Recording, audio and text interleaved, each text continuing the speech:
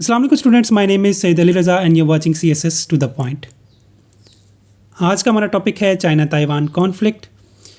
तो ये कॉन्फ्लिक्ट आखिर है क्या, आज हम इसके ऊपर बात करेंगे। So let's dissect this topic in complete depth. अच्छा, ये ताइवान का जजीरा है, ये फर्स्ट अपीयर हुआ चाइनीज़ रिकॉर्ड्स के अंदर इन 239 BCE, जब चाइना के एम्परर शाओ फैंग ने अपने 10,000 फौजियों को भेजा कि वो इर्द गिर्द के इलाकों को जाकर दरियाफ्त करें। कुछ अरसे तक ताइवान बतौर डच कॉलोनी भी रहा। 1683 से लेकर 1895 तक ताइवान पर चिंग डायनेस्टी ने हुकूमत कायम की। 17वीं सदी में महाजरीन के दो ग्रोह जिनका नाम हाका और हकोलो था, चाइना में पैदा होने वाली मुश्किलात से भागकर ताइवान में आकर आबाद हो गए और मौजूदा दौर में वो ताइवान के अंदर सबसे बड़ी नस्ल है। 1895 में जापान ने पहली सिनो जापानीज़ वार जीत ली और फिर उस वक्त के जापान के बादशाह को बहुत तजस्सुस था कि वो इस जजीरे को जाकर देखें। दूसरी जंग अज़ीम की शिकस्त के बाद जापान ने ताइवान के जजीरे को चाइना के हवाले कर दिया और रिपब्लिक ऑफ चाइना ने, जो कि उस वक्त की गवर्निंग एंटिटी थी, अपने इत्तेहादियों अमेरिका और बरतानिया की मदद से जजीरे के ऊपर हुक्मरानी शुरू कर दी। चंद ही सालों में चीन के अंदर एक सिविल वार शुरू हो गई और इस जंग में चीन के रहनुमा चैंग काई शेक के फौजियों को शिकस्त का सामना करना पड़ा बाय माओ ज़ेडोंग्स रेड आर्मी, और फिर चीन के मेन लैंड पर पीपल्स रिपब्लिक ऑफ चाइना की हुक्मरानी शुरू हो गई। 1949 में चैंग काई शेक, जो रिपब्लिक ऑफ चाइना के सदर थे, वो अपने इत्तेहादियों के साथ ताइवान भाग गए।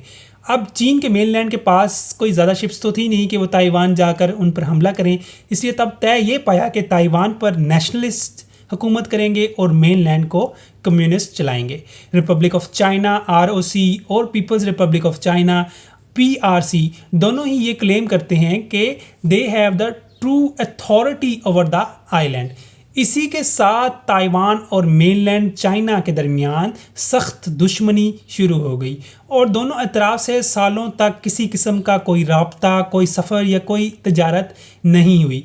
80 और 90 की दिहाई में दोनों मुल्कों के दरमियान हालात बेहतर होना शुरू हो गए under a concept known as one country two systems, जिसके तहत चाइना ने ताइवान को काफ़ी हद तक खुद मुख्तारी दी थी कि वो अपने मामलात को खुद संभाले अगर ताइवान चाइना की रीयूनिफिकेशन को कबूल करता है। अगरचे ताइवान ने चीन की सारी डिमांड्स नहीं मानी, लेकिन उन्होंने सकाफती और इक़्तिसादी तौर पर चीन के साथ ताउन किया through a span of several leaders and constitutional changes. 2000 में ताइवान ने अपना पहला सदर डेमोक्रेटिक प्रोग्रेसिव पार्टी से मुंतखब किया, जिनका नाम था चेन शुबिएन। 2004 में चेन दोबारा सदर मुंतखब हुए। चेन के दूसरे इक़्तिदार के एक साल बाद चीन ने एक ऐसा कानून मुतारिफ करवाया जिसको कहते हैं एंटी सेसेशन लॉ। इस कानून के तहत अगर ताइवान चीन से आज़ादी हासिल करने की कोशिश करता है तो चाइना ऐसे इक़दाम उठाने पर मजबूर हो जाएगा जो पुरतशद्दुद होंगे, जो वायलेंट होंगे। चीन के बाद 2008 में मो जिंगजाओ ने ताइवान का इक़्तिदार संभाला और ये ताइवान के पहले सदर थे जिन्होंने चीन के साथ ताल्लुकात को बहाल करने के लिए इक़्तिसादी मुआहदे कायम किए। 8 साल बाद 2016 में साई इंगवेन, जो ताइवान की मौजूदा सदर हैं, ने ऑफिस संभाला। उन्होंने डेमोक्रेटिक प्रोग्रेसिव पार्टी की क़यादत की, जो कि मशहूर थी चीन से आज़ादी हासिल करने की तहरीक के लिए थ्रू आउट 2018। चीन ने इंटरनेशनल कंपनीज़ को फोर्स करना शुरू कर दिया कि वो ताइवान को लिस्ट करें एज पार्ट ऑफ चाइना, और जो भी ये नहीं करेगा उनको बैन कर दिया जाएगा from doing business in China. 2020 में साई इंगवेन ने दोबारा से इलेक्शंस में जीत हासिल कर ली। ताइवान हुकूमत ने हांगकांग के अंदर पैदा होने वाले हालात को करीब से देखना शुरू कर दिया, जहां महीनों तक बदअमनी की सूरत हाल कायम थी और मुजाहिरीन ने चीन के बढ़ते हुए इन्फ्लुएंस पर एहतजाज बर्पा कर रखा था। उसी साल के इख्तिताम पर चीन ने नेशनल सिक्योरिटी लॉ पास किया ताकि वो हांगकांग के अंदर अपने असर व रसूख को मज़ीद बढ़ा सकें। अकॉर्डिंग टू दैट लॉ, किसी भी किस्म की बगावत, आज़ादी की तहरीक को मुजरिमाना अमल करार दिया गया।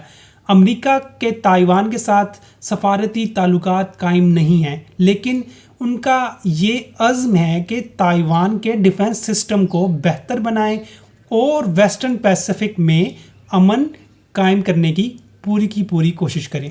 जो बाइडन ने इक़्तिदार में आने के बाद نومبر سال 2021 میں ایک بیان دیا کہ امریکہ تائیوان کی آزادی کے لیے اس کی حوصلہ افزائی نہیں کر رہا اور وہ تائیوان ایکٹ 1979 کی حمایت کرتے ہیں، لیکن اسی ایکٹ کے اندر یہ بھی لکھا ہے کہ ریجنل پیس کے لیے امریکہ ہر ممکن کوشش کرے گا اور امریکہ تائیوان کو اسلحہ فراہم کر سکتا ہے اگر کوئی بھی چیز تائیوان کی عوام کے تحفظ، سماجی یا اقتصادی نظام کو خطرے میں ڈالے گی۔ چین کے صدر شی جن پنگ کے ساتھ ایک ورچوئل سمٹ میں جو بائیڈن نے دوبارہ سے تصدیق کی کہ وہ چائنا ون پالیسی جو بیجنگ کلیم آف سوورینٹی کو ریکگنائز کرتا ہے لیکن ساتھ ہی ساتھ الاؤ کرتا ہے یو ایس کو کہ وہ تائیوان کے ساتھ ڈیفنس ٹائز بنائے رکھے۔ According to a readout from Chinese Ministry of Foreign Affairs, it stated that Xi told Biden his country would be compelled to take resolute measures if separatist forces in Taiwan crosses a red line.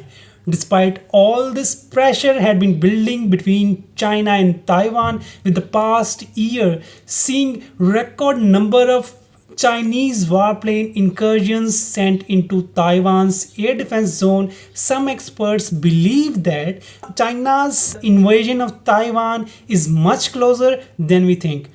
Did you find the video to be helpful in understanding China-Taiwan conflict?